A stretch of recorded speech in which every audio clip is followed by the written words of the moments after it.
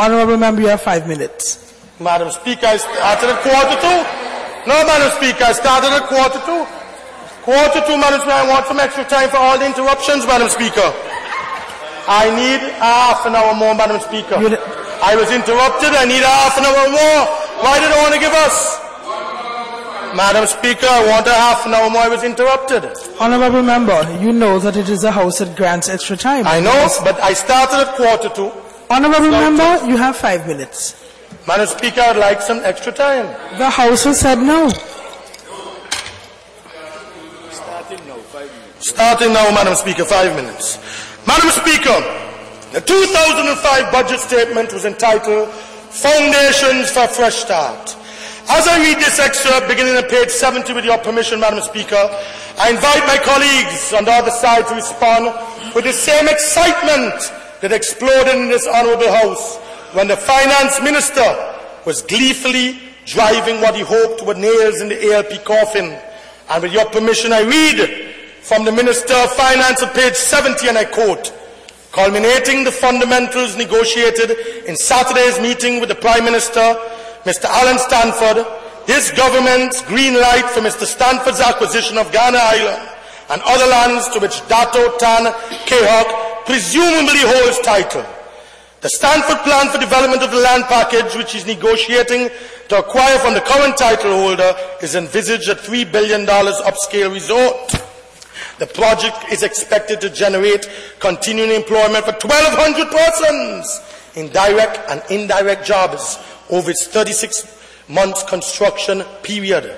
Mr. Stanford has proposed a front-end cooperation arrangement, this is how a court saying this in the budget, under which tax concessions will be deferred for 30 years, while you will pay a monthly flat tax amounting to $34.4 million a year, starting January 2008, aggregating to more than $1 billion over 30 years. Full project funds are on hand for the entire project, which will cater to the wealthiest people in the world and will open its doors with $400 million in cash. End of quote. That's the Minister of Finance.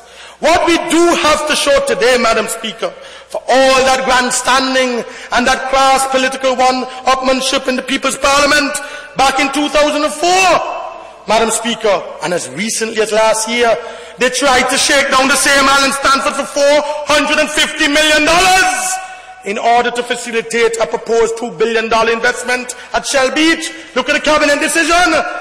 $450 billion. They tried to ask him to forgive them $300 million owed to Stanford Group of Companies and an upfront payment of the Treasury by Stanford of $100 million. You will read it. You will read it. Madam Speaker, we must never forget that Baldwin Spencer was so big on the Stanford Alliance that he actually staked his political future on it. And I quote for this country to remember what he said. And I quote, I have said it before, and I again affirm that if I have to pay the ultimate political cost for my government's decision to work with the Stanford Group for the economic benefit of the people and nation, I will have no problem with that.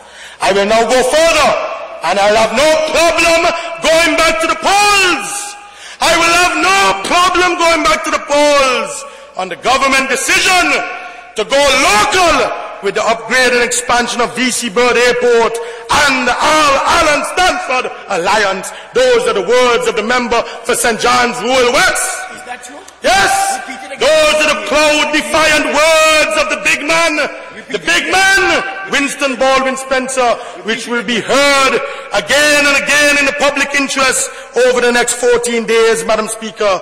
Madam Speaker, I find it most intriguing that we actually were recalled here today after the dissolution of Parliament 3 weeks ago to address what can only be described as the ultimate political cost, that Baldwin Spencer and the UPP will have to pay on March the 12th for their incompetence in dealing not just with Alan Stanford, Madam Speaker, but with everything, everyone, the hospital, people die in the cricket stadium, the taxes. And for the record, Madam Speaker, we have no issue in principle with the acquisition of Stanford lands. Let me say so before I close.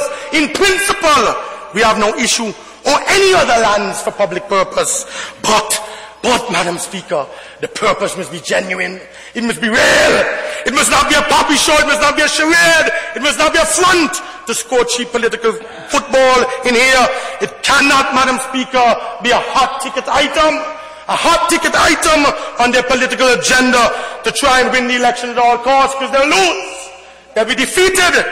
So, Madam Speaker, we on this side, we are completely opposed to the timing of this move because it violates settled practice. Settled practice in our jurisdiction, in our own parliament, which today is disgracefully contravening the rule of law by moving such an opportunistic manner. It is opportunistic, Mr. Prime Minister. We don't have a problem with it if the man is convicted. We don't have a problem if he has criminal charges against him. And if the court say, yes, he's convicted, but let due process take place. We are a better country than that, Mr. PM. I cannot, Madam Speaker, and I will not support this resolution at this time. Maybe later down. Let me repeat that, Madam Speaker. Maybe later down. And I humbly suggest, Madam Speaker, that proper consideration of it should be deferred, Mr. Prime Minister, to sometime after the United States courts have determined the fate of R. Allen Stanford. Not you and Justin Simon to do that today. It is wrong. It is blatantly, vulgarly wrong, Madam Speaker. Thank you. Thank you.